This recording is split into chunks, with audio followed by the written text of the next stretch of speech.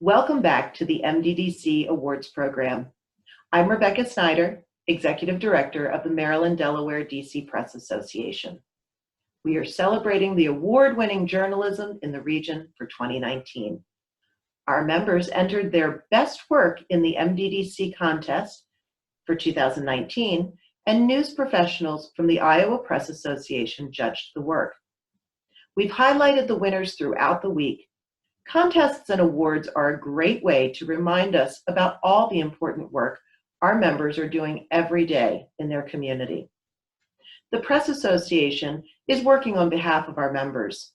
During the truncated Maryland Legislative Assembly, our initiatives focused on strengthening Maryland's Public Information Act by expanding the role of the PIA Compliance Board and strengthening the anti-SLAPP statute.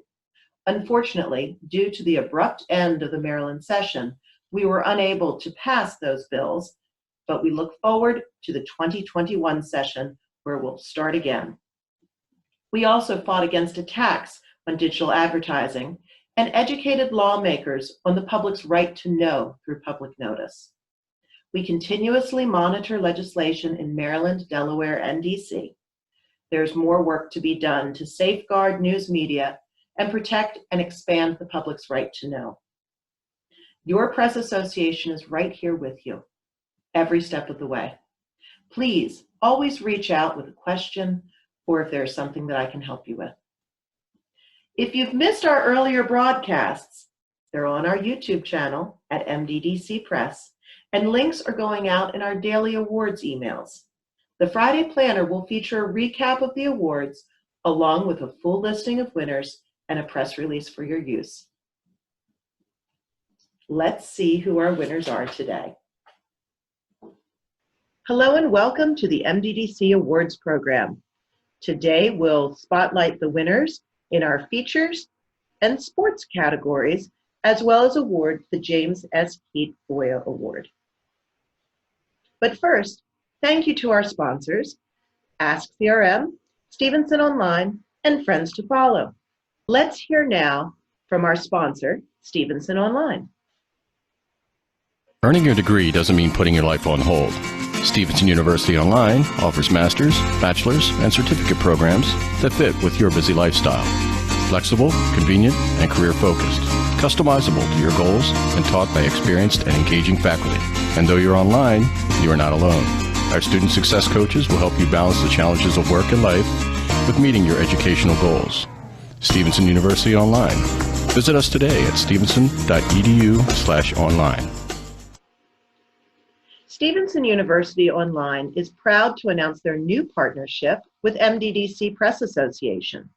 If your organization is an active member of MDDC, you and your employees are entitled to a 20% reduced tuition when enrolling in Stevenson University Online's bachelor's, master's, or post-baccalaureate certificate programs.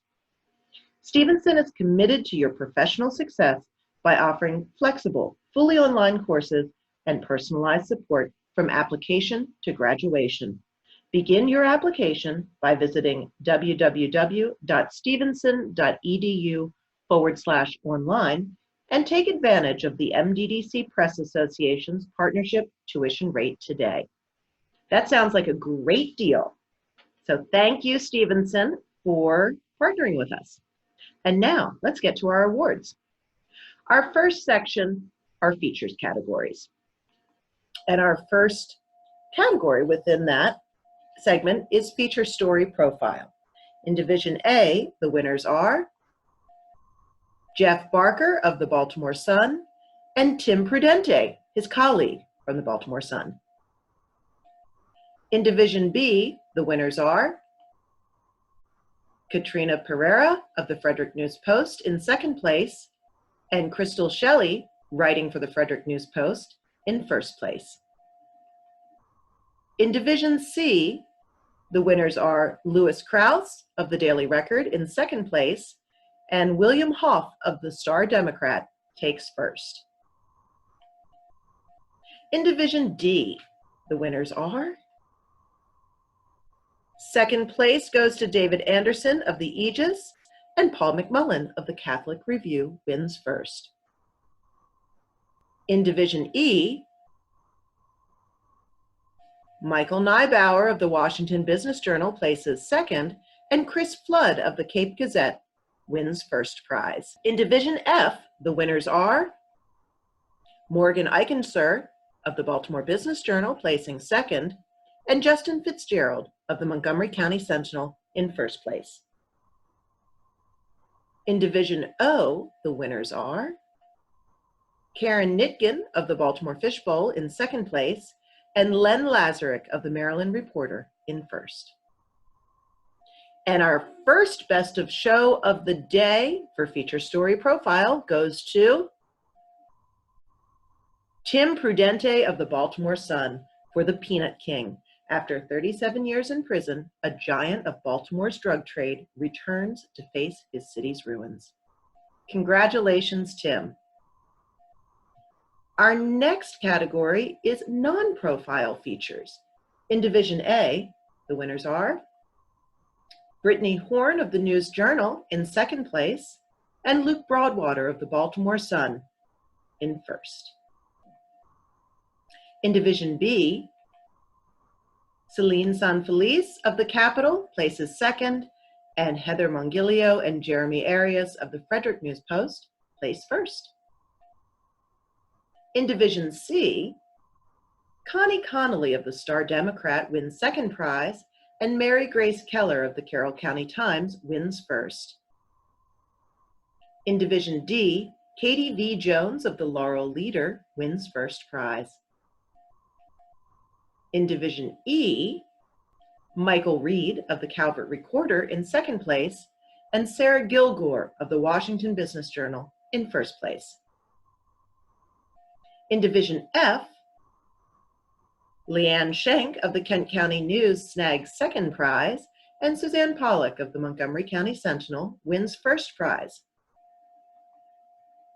In Division O, William Zorzi of Maryland Matters wins second place, and Fern Shen and Mark Reuter of the Baltimore Brew win first. And the Best of Show goes to Sarah Gilgore of the Washington Business Journal for Arrest and Company keeps cracking cold cases, and it's just warming up. Congratulations, Sarah. Our next category is features-driven multimedia storytelling. In Division A, Christina Tasic, Christine Zhang, and Ulysses Munoz of the Baltimore Sun win first prize. In Division B, the winners are Heather Mongilio of the Frederick News Post in second, and Katrina Pereira and Graham Cullen, Heather's colleagues at the Frederick News Post, snag first prize. In Division C, Scott Serio and Carl Hamilton of the Cecil Whig win second prize, and Taylor Goebel of the Daily Times wins first. In Division D, Paul McMullen and Kevin J. Parks of the Catholic Review win first prize. In Division E, Denny Howarth and Rob Waters of the Cape Gazette win second prize, and their colleagues, Nick Roth and Rob Waters again, win first prize. In Division F, Jose Umania, Taylor Brown, and Michael Smith sweep the entire category, winning first and second prize. And our Best of Show for features-driven multimedia storytelling is Taylor Goebel of the Daily Times for As West Rehoboth Disappears, So Does Black History. Congratulations, Taylor. Our next category is series. In Division A, the winners are Justin Fenton of the Baltimore Sun in second place, and Patricia Tallarico and Esteban Parra of the News Journal in first place. In Division B, the staff of the Capitol wins second prize, and Heather Mongilio of the Frederick News Post wins first prize. In Division C, the winners are Brian P. Sears, Heather Coben, Tim Curtis, and the staff of the Daily Record in second place, and Jim Goldsworthy of the Cumberland Times in first place. In Division D, Paul McMullen and Emily Rosenthal of the Catholic Review win first prize. In Division F, the staff of the Business Journal wins first place. And the Best of Show for Series goes to Heather Mongilio of the Frederick News Post for Marriage Con, 5-part series. Our next category is Headline. In Division A, Luke Broadwater and Eileen Kanzian of the Baltimore Sun win second place, and Eileen teams up with Ann Talent at the Baltimore Sun to win first. In Division B, the winners are Ryan Marshall of the Frederick News Post in second place, and Bob Parasiliti of the Herald Mail in first place. In Division C, Keith Demko of the Daily Times wins second prize, and Dave Everman of the Star Democrat wins first. In Division D, the winners are Kathleen Gaskill of the Bay Journal in second place, and Emily Rosenthal of the Catholic Review in first place. In Division E, Jen Ellingsworth of the Cape Gazette sweeps the category, winning first and second prize. In Division F, Hannah Combs of the Bay Times wins second place, and Katie Peterson of the Baltimore Business Journal wins first prize. And the Best of Show for Headline goes to Bob Parasiliti of the Herald Mail for Place Wins the Show. Congratulations, Bob. Our next section are our sports categories. Let's see our winners. Our first category is sports stories. In Division A, Nathan Ruiz from the Baltimore Sun wins second prize, and Jonas Schaefer of the Baltimore Sun wins first. In Division B, Andy Mason of the Herald Mail snags second prize, and Kevin Dunleavy, his colleague, wins first place. In Division C, Pat Stetzer of the Carroll County Times wins second prize, and Sean Grogan of the Cecil Whig wins first. In Division D, Paul McMullen of the Catholic Review wins first prize. In Division E, Dave Frederick of the Cape Gazette wins second, and Andy States of the Calvert Recorder wins first prize. In Division F, Harry Lichtman of the Montgomery County Sentinel wins second prize, and Jose Umana of the Prince George's Sentinel wins first. And the Best of Show goes to Sean Grogan of the Cecil Whig for Redemption. Congratulations, Sean. Our next category is Sports Feature Story. In Division A, the winners are Kevin Tressolini of the News Journal in second place, and Jonas Schaefer of the Baltimore Sun in first place. In Division B, second prize goes to Catherine Fomenique of the Capitol, and first prize goes to Joe Ferraro of the Frederick News Post. In Division C, the winners are Megan Woodward of the Carroll County Times in second place, and Richard Pollitt of the Daily Times in first place. In Division D, Paul McMullen wins again for the Catholic Review. In Division E, Bill Gates of the Dundalk Eagle wins second prize, and Jacob Calvin Meyer of the Howard County Times wins first place. The winners in Division F are a sweep. Ava Papasalis Case of the Montgomery County Sentinel wins both first and second prize. And the Best of Show for Sports Feature Story goes to Jonas Schaefer of the Baltimore Sun for Where Did Marshall Yanda's Path to Ravens History Start? Congratulations, Jonas. For multimedia storytelling in sports in Division A, the winners are Jonas Schaefer and Childs Walker of the Baltimore Sun. In Division B, the winners are Andy Mason, Colleen McGrath, and Dave Barnhart of the Herald Mail in second place, and Bill Wagner of the Capitol in first.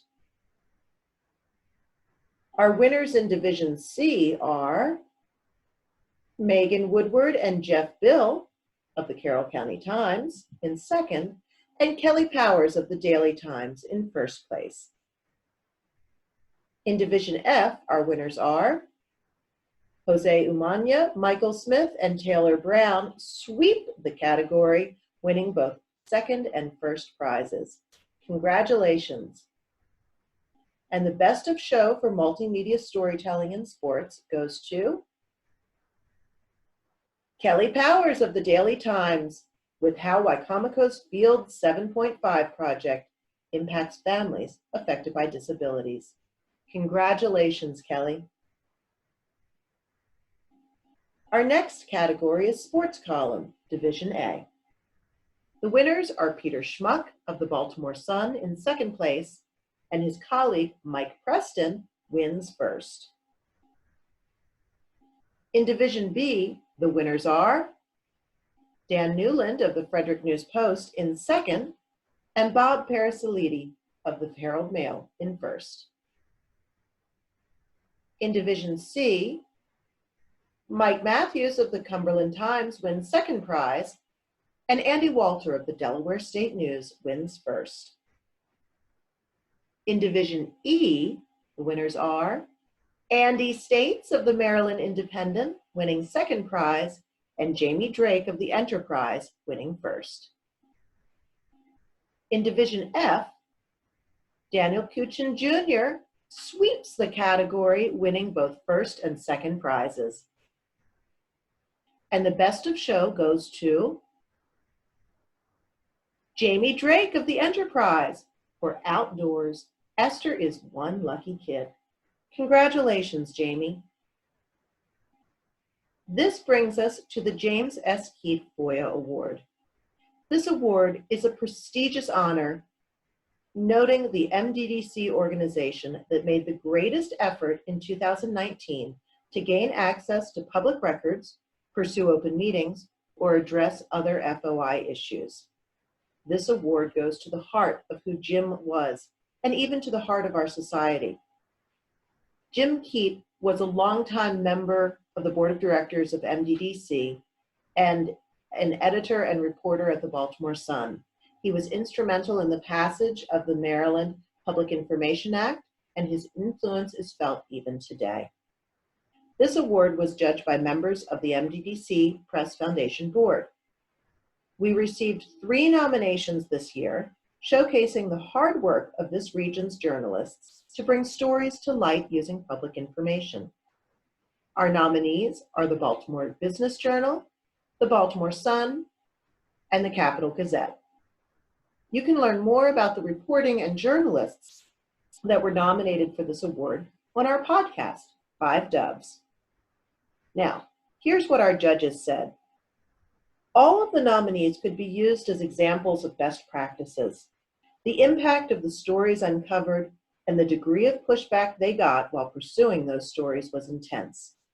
The environment for news reporting is very challenging, and this is Exhibit A for the importance of journalism. Let's hear more about the work our nominees submitted. The Baltimore Business Journal submitted Saving Harbor Place. Harbor Place, an icon of urban renewal for decades in Baltimore City, was deteriorating rapidly. It plunged into receivership in 2018.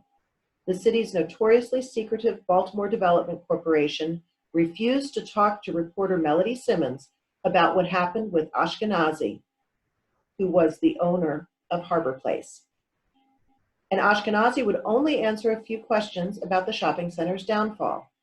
So the BBJ launched an investigation and requested lots of documents through the Maryland Public Information Act in order to tell that story. The result is an in-depth look at Harbor Place's struggles that shows how both the city and owner were at fault. It's a perfect example of how freedom of information requests help us get to the truth.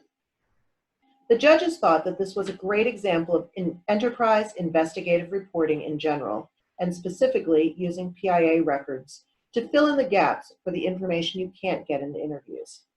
It was in-depth and well-researched. Congratulations to Melody Simmons and the Baltimore Business Journal. The Baltimore Sun submitted a portfolio of work using public records to gather financial data, documents, and correspondence that officials wanted to keep secret. Their work spanned their deep investigation of Baltimore Mayor Catherine Pugh and sales of her Healthy Holly book, the reporting of the Gun Trace Task Force, and documentation and reporting exposing how the State Racing Commission had been quietly steering nearly 90% of public renovation subsidies away from Pimlico Racecourse and toward Laurel Park. The merging of public records and dogged reporting was at the heart of the newspaper's work in 2019, enhancing coverage of police, courts, state and local governments, and other institutions. The stories that the Sun submitted, and many others, build off of the Sun's ongoing commitment to mining public records to write stories that hold leaders and public agencies to account. On most weeks, the Sun publishes 2 to 3 branded Sun Investigates stories, which use information obtained through public records. The judges felt like the Sun was able to pull information out of unwilling public sources without resorting to litigation. They keep a consistent focus on investigations through public records. Congratulations to the Baltimore Sun.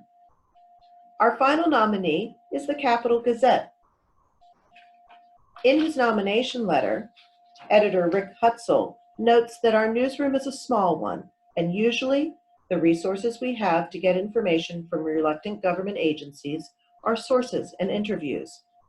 But through the judicious use of the Freedom of Information Act and the Maryland Public Information Act, we do pry loose important documents that show information the public would otherwise never have. The 4 stories that the Capital Gazette submitted as part of their package represent the best of their ongoing use of the FOIA laws. They include stories about the Naval Academy, the Anne Arundel County Public Library, juvenile arrests, and citations in county schools, and the death of a man whose guns were being seized under Maryland's new extreme risk protective order. Together, they demonstrate a culture of aggressive reporting using the best tools that is a hallmark of Capital Gazette journalism. Our judges said that the Naval Academy is extremely important to Annapolis, and it was brave of the paper to take on that investigation. It's critical that small local papers speak truth to power. Their work speaks not only to the reporters, but to editorial leadership. Congratulations to the Capital Gazette.